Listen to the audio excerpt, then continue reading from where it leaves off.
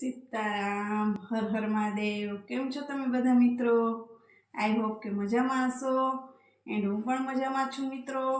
તો અત્યારે વાગી ગયા છે બપોરના 2 અને પતિદેવની ફરમાઈશ હતી કે ભાત વઘારેલા ખાવા છે, તો આપણે જો ભાત વઘારેલા બનાવીશ।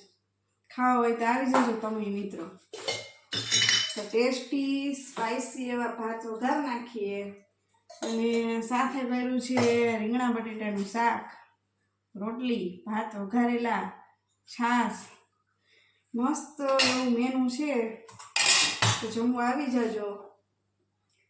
જો તેલ આવી ગયું છે, તો સૌ પ્રથમ આપણે રાઈ, પછી જીરુંથી વઘારીએ, જો લવિંગ બાદિયા ને બધું છે મરી, પછી ડુંગળી નાખી દઈએ, ટમેટા,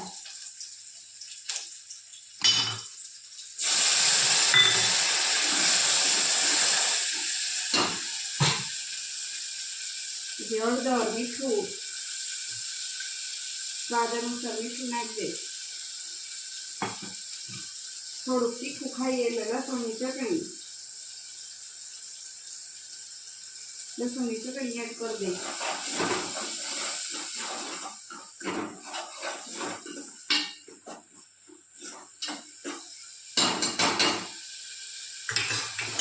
પછી આપણો ગરમ મસાલો મહાલક્ષ્મીનો, બધી રસોઈમાં હું એ જ યુઝ કરું છું ગરમ મસાલો, આ જ ફાવે જ પહેલેથી મહાલક્ષ્મી।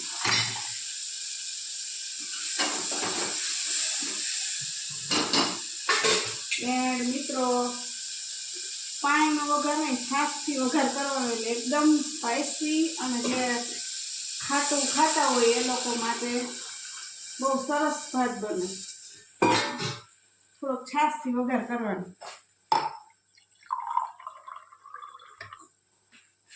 પછી પાણી ઉમેરવાનું થોડું। અને મિત્રો બીજી વાત કે તમે લોકો હજી સુધી મારી ચેનલ જો સબસ્ક્રાઈબ ના કરી હોય તો એકવાર મારી ચેનલમાં જઈને વિઝિટ કરો, દીપ્તિ મકવાણા। ચેનલને સબસ્ક્રાઈબ કરી દો, જેથી આવા જ રોજ નવા રસોઈના વિડીયો તમને લોકોને મળતા રહીએ।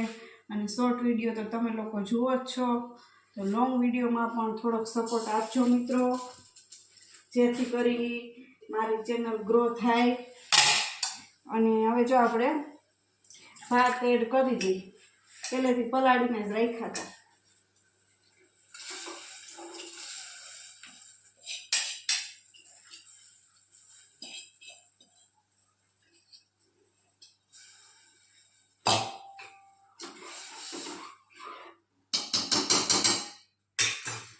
હવે થોડીક વાર ને સ્ટીમ થવા દઈએ।